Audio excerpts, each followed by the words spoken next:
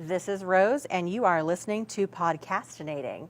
So I'm here with Ty, and he's going to be telling us a little bit about himself as the chair-elect for Forge. Yay! Heck yeah. So tell us about kind of what you do, and then your role as chair-elect and all that. So Ty Hysten, I'll be chair of Forge for 2018. In 2017, I'm co-chair right now, and so what I do professionally right now, I'm a financial advisor.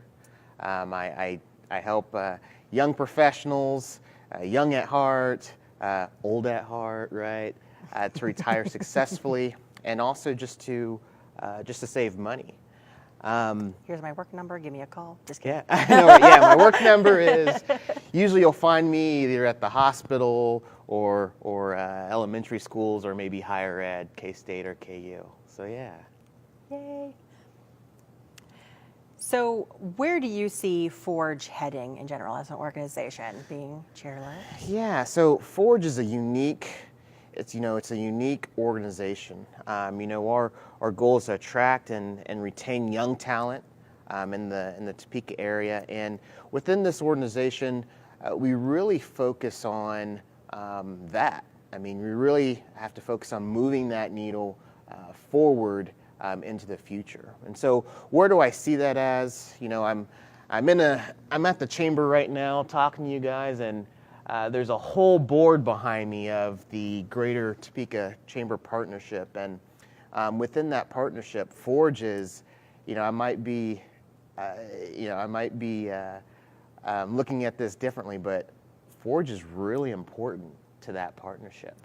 So young professionals in this area, and when we say young professionals, I'm not talking about the people who wear the blazers and the nice suits or anything. I'm talking about all young professionals, the professionals that work at home in their fuzzy slippers, the young professionals that are going into banks or going to work for hospitals and educators and people that are welding. I mean, we're all young professionals in our career. So, going forward, we really like to look at, how can our voice be heard?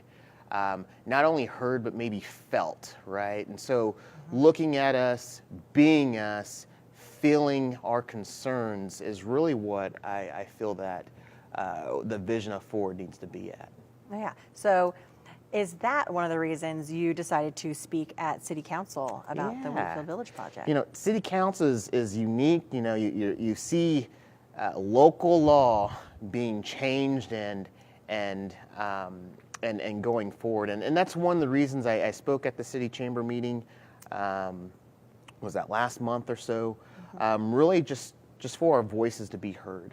That young professional voice. Sometimes for other previous generations, we might post on social media a lot, but we're never really heard, right? And so really focusing on being heard, and of course being felt and having a presence for a city.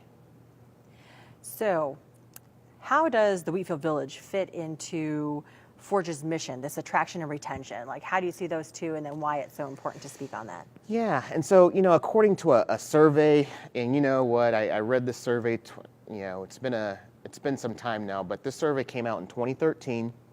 It's about the nation's fastest growing companies. So access to talent was the most frequently cited factor in determining where to locate their companies. And so access to talent, and then of course where are we getting those talent pools at. With that Wheatfield Village, that's just one piece of the pie, okay? It's just one piece of the pie.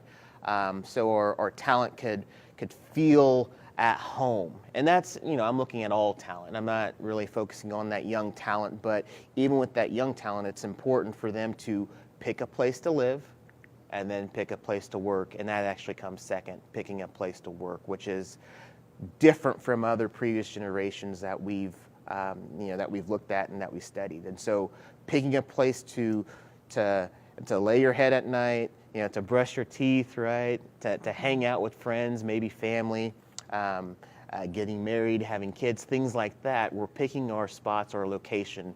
And just how you go through a business school, location is actually still important for young professionals and how we do our way of life. Yeah, so having something like this, a development that would have, the movie theater and restaurants and different things. I mean, that's just one of those, just like with the downtown development, having the restaurants and the shops and the bars and just things to do for anyone, whether it's family friendly or otherwise.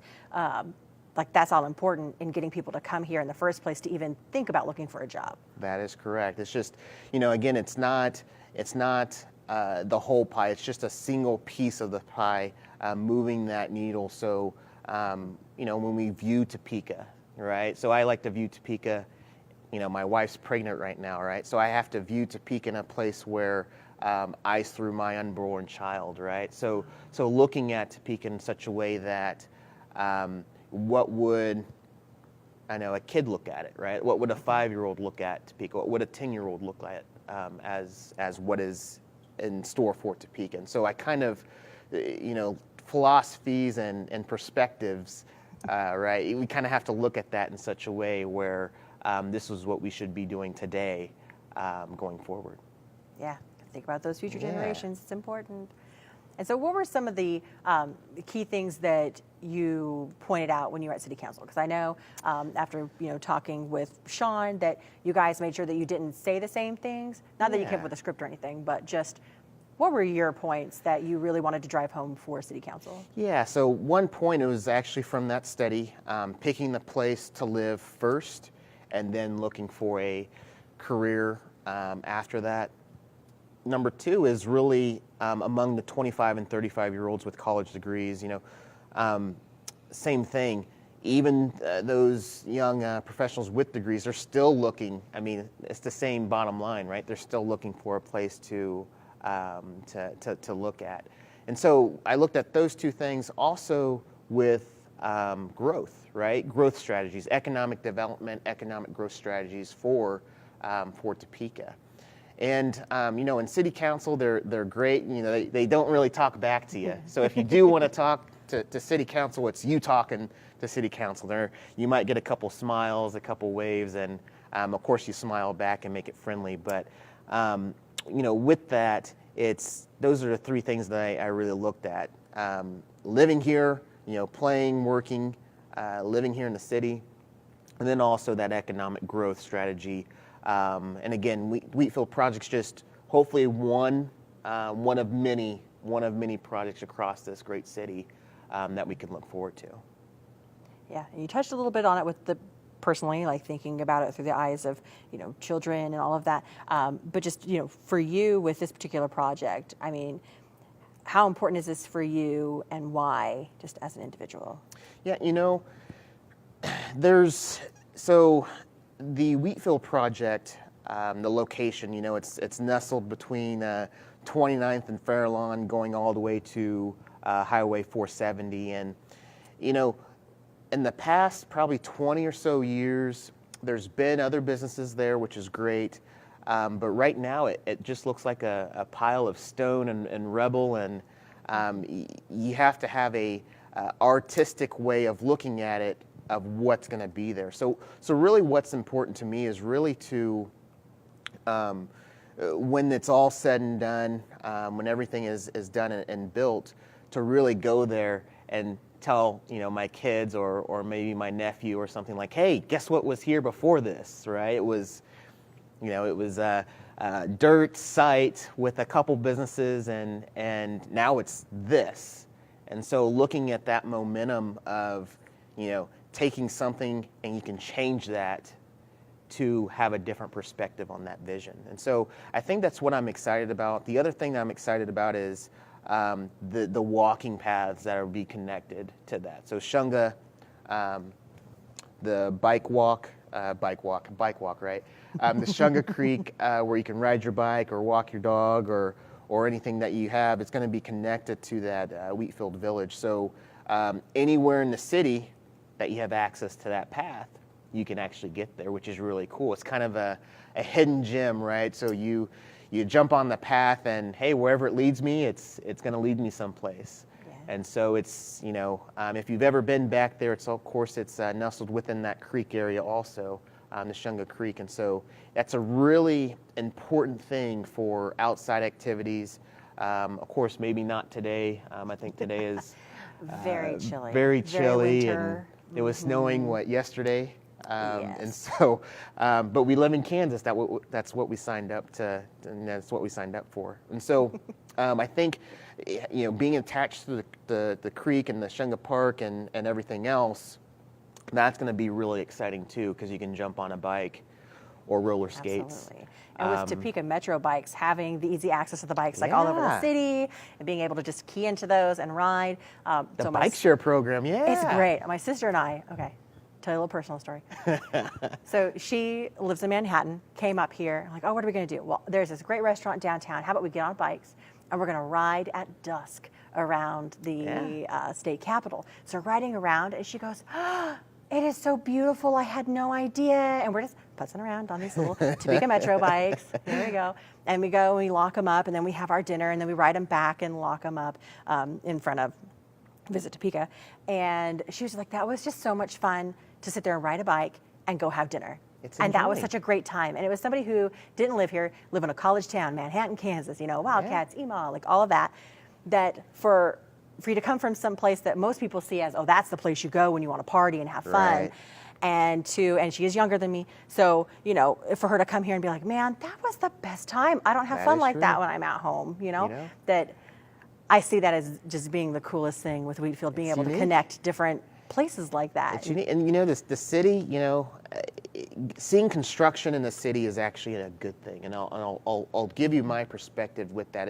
It means that we are focusing on a better tomorrow. Okay, so streets need to be redone. Great, let's redo the streets. Buildings need to be redone or refaced. We'll redo those. And it's unique when you walk down Kansas Avenue and there's so many different activities that are taking part. People who maybe haven't been to Topeka, they realize that, well, gee whiz, half of Topeka is under construction, right? Yeah. That's what they say. Half of Topeka is under construction. And I say, it's a good thing, right? It's a good thing just because things are being changed. New things are going to be built. Even resurfacing old buildings are going to look like new old buildings, right? Yes. New old buildings. Can I say that? Is that a word? And so I think that's pretty unique how that happens. It's the city that we live in. We have to understand the difficulties that the history of Topeka. We have to understand that to move forward. But Forges, we're out there. We're battling with the naysayers, right? Yep. We're moving forward. We're forging ahead to really look for a new or different tomorrow. Yeah, and to touch on that construction bit a little bit, really, I know I would like to see Forge help businesses band together to get through that, because it can be difficult when your road is cut off and it's hard for people to figure out how to get to your business. That is a problem. That's a huge problem. Just, lack of a better term, it just sucks. I know. And so being able to do maybe some little shopping blitzes, like we're going to go over to this area for sure today, check out all these places. We've got little vendors and things going on for like an hour, 2 hours, and helping people get through that, and then seeing the possibilities. Here's what's going to be here once this is done. So come back and see it when it's finished. So I think there are some opportunities there too to help people during the process and after. So it's exciting. I know. It's exciting. And you always, you got to look at those small businesses too, where, there's a couple businesses in Topeka that have two main streets that are under construction, where, they, either they're getting their water shut off for a stem of time, and then, they're getting their power shut off just because they're trying to make sure that everything else and everyone, all the workers are being safe. But it's trying times. It's hard times right now, especially if you have a new business out there.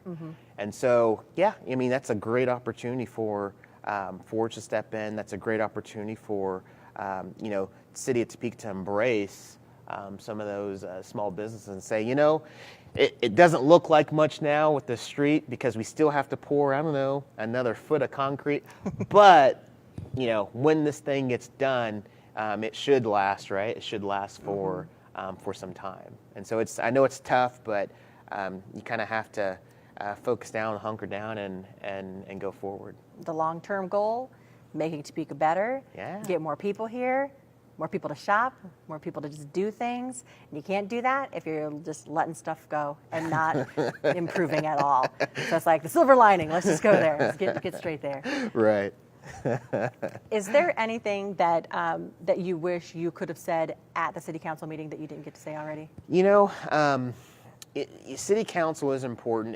If there's some listeners out there that hadn't, went down there and watched the process for city council, or maybe didn't vote on this last city council election, you have to see the process. We can talk about the process, but until you get into that room and you tell, I think Officer Roth is the door person up there. Until you look Officer Roth in the face and say, "Hey," and he's looking you in the face and says, "Oh, you're brand new, welcome." And that's really unique to sit in that chair and see, seeing things roll out for city council. So, I think I've said pretty much what I can fit in. I think they give you a time slot. What was it? 4 minutes, 5 minutes, 4 minutes.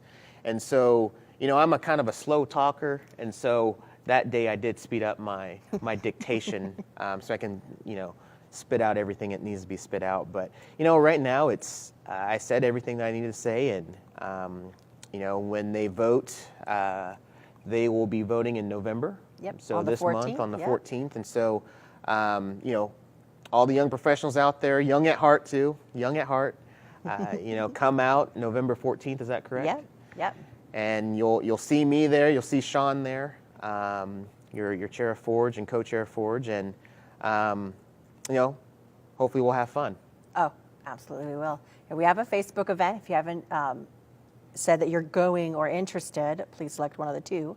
So you can see all updates there. I know Sean had mentioned that we might be able to get an agenda ahead of time so you know when to show up, because they Right. can be pretty long. So we want to make sure that that you come, but then also that your time is respected, because everybody's time is valuable. And so That's correct. it's very important to make sure that we're investing our time wisely, and we believe this is one of those ways in which we are investing our time in the best way possible. So please come. We've got that.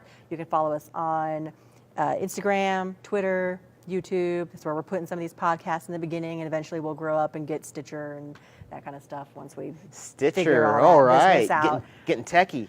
Yeah, trying to. But why did I just make that sound on the podcast? Everybody's going to be so mad at me. Anyway, thank you, Ty, for coming out and talking to us about Wheatfield Village and just dreams for Forge's future. We appreciate it. Thank you so much. Thank you for having me. Yeah. Bye.